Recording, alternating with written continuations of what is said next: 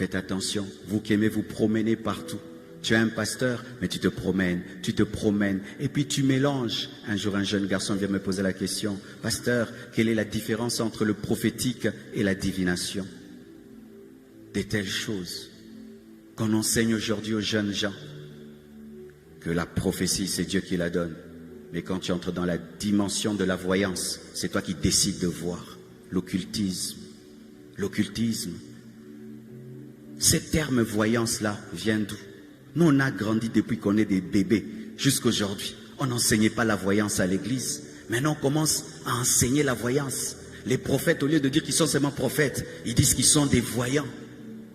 Un nouvel évangile qui amène des démons, où on voit des jeunes garçons cherchant la parole de connaissance au lieu de jeûner, de prier, qui invoquent devant des bougies, avec des pentagrammes, avec des parfums.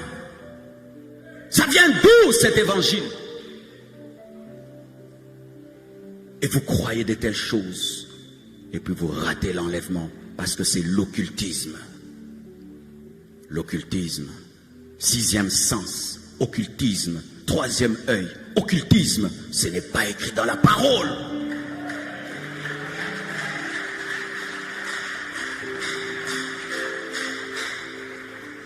On n'enseigne pas aux chrétiens à se concentrer, mais à se consacrer.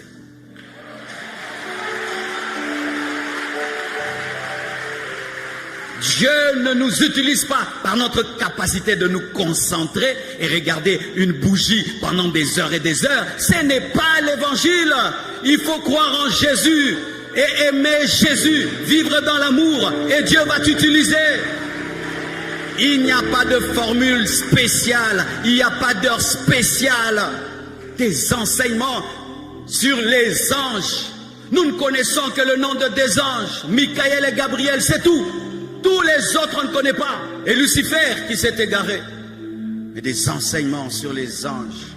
Oh, je marche avec mon ange, je marche avec le Saint-Esprit. Je marche avec le Saint-Esprit. Oh, tu dois connaître ton ange. Je n'ai pas le temps de connaître mon ange. Lui doit me suivre. Mais moi, je connais Jésus. Je connais le Saint-Esprit. Et je marche avec le Saint-Esprit. Je n'ai pas besoin de connaître mon ange. Je n'ai pas besoin. Ça paraît être des bons enseignements. Ce sont des hérésies. Des hérésies. Paul n'a jamais prêché ça. Pierre n'a jamais prêché ça. Nos pères n'ont pas prêché ça. Et la jeunesse, vous aimez des enseignements occultes magiques. Les magiciens n'entreront pas au ciel.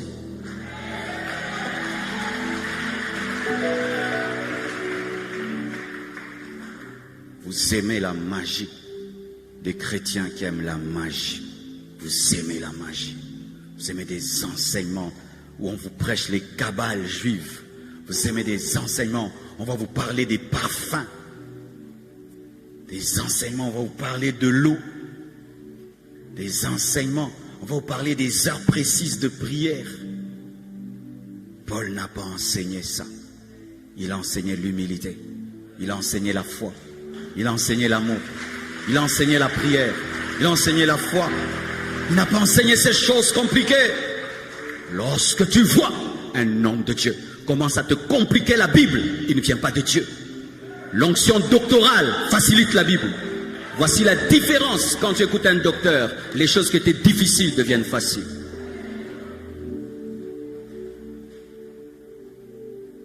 Faites attention à ce que vous croyez. Un chrétien ne peut pas perdre son salut. Tu peux faire n'importe quoi, tu iras au ciel.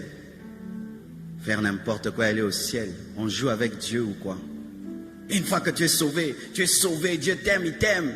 Même si je vis dans le péché, oui, Dieu t'aime, Dieu t'aime, Dieu t'aime. Vraiment. Dieu me pousse au péché. Dieu tolère mon péché. Il a changé ou quoi? Il a changé ou quoi? Quand quelqu'un te prêche la grâce, si tu sens que quelqu'un te prêche la grâce, il t'enlève la crainte de Dieu. Il n'a pas bien prêché. Quand on enseigne de la grâce, ça te pousse à la crainte de Dieu. La grâce enseigne à renoncer aux œuvres mortes. Parce que quand on me dit que quelqu'un est mort à ma place, je veux tellement l'aimer que je veux obéir à ce qu'il dit. Mais on ne peut pas me dire que quelqu'un est mort à ma place et puis je continue à faire les choses qui l'ont tué. Non, c'est une mauvaise manière d'enseigner la grâce. Et à cause de cela, il y a des gens qui vont rater l'enlèvement parce qu'ils se sont jetés dans la boue au nom de la grâce. Vous croyez quoi? Faites attention aux livres que vous lisez. Un livre peut t'égarer. J'ai lu un livre. Au début, c'était bien, mes frères. Milieu, c'était bien. À la fin, on commence à dire dans ce livre-là, quand tu veux prendre une décision, imagine des gens, cause avec eux. Je dis, oh, mais ça c'est la télépathie. J'ai fermé le livre, mais je vois les gens aiment parler de ce livre partout. Partout. Oui, je vais même citer le nom de ce livre-là. Réfléchissez et devenez riche. Ce livre-là au début, le livre de Napoléon Hill, au début il est bien, à la fin, le dernier chapitre, il est occulte, c'est la télépathie. Je ne recommande pas ce livre aux chrétiens. Je ne recommande pas ce livre aux chrétiens parce qu'il finit dans l'occulte.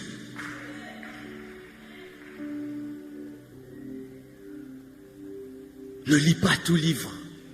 N'écoute pas toute prédication. N'écoute pas tout enseignement.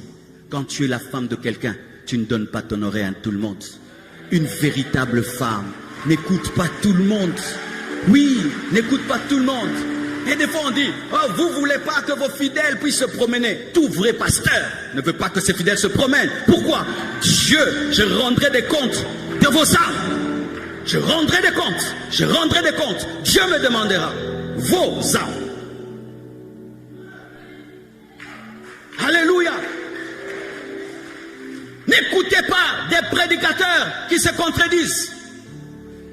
Tu écoutes celui-ci, casse l'autre, l'autre il casse l'autre. Tu vas croire quoi? C'est comme ça qu'on est des chrétiens qui ne font plus rien. Quand tu suis des conseils de régime, des fois tu arrêtes sur YouTube. Ceci te dit mange, l'autre ne mange pas, mange, ne mange pas, et puis tu laisses. Et des fois, quand tu es en train d'écouter trop, ceci va te dire, hey, la foi suffit. L'autre va te dire, la foi et les œuvres. Et puis après, tu bugs. C'est comme ça que vous buguez. Même quand vous allez sur YouTube, on ne clique pas sur toutes les vidéos. Il y a une vidéo que tu peux suivre comme ça. Il y a un venin, un serpent qui sort dedans. Il te mord. Ah. L'Esprit me dit de vous dire une chose. Tu sais que quand le diable te cherche dans le péché, impudicité, tout ça, il ne te trouve pas. Tu sais là où il va te chercher? Il va te chercher dans ta doctrine, la bouleverser. C'est tout. Et t'avoir. Il fut un temps, j'ai été attaqué par un esprit d'athéisme, mes frères, comme vous me voyez là. J'étais chrétien, serviteur de Dieu dans notre église. J'étais à l'université. Je vais à l'université. Le professeur dit que Dieu n'existe pas. Et la preuve qu'il donne, il dit parce que l'homme existe. Comme l'homme existe, Dieu n'existe pas. Frère, j'ai cru que ça ne m'avait rien fait. J'ai cru que ça ne m'avait rien fait.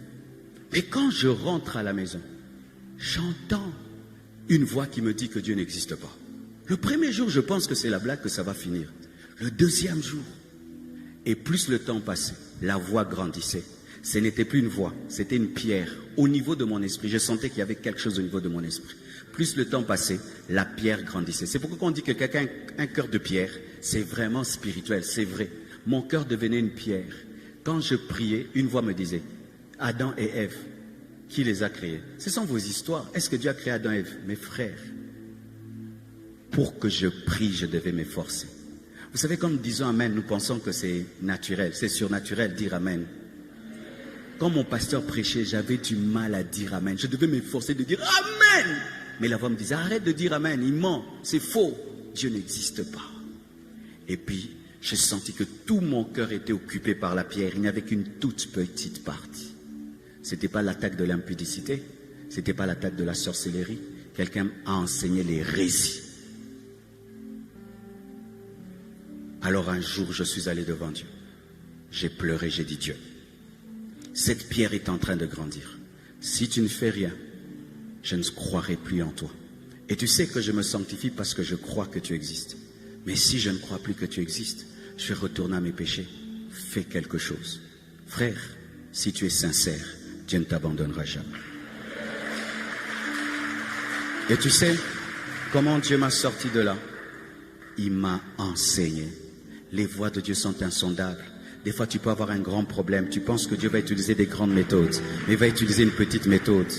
Des fois, quand tu vois Goliath, tu penses que Goliath va être tué par un géant, mais sera tué par une petite pierre. Parce que Dieu n'est pas obligé d'avoir un géant contre un géant. Il a besoin de te vendre une pierre par rapport à un géant. Alléluia.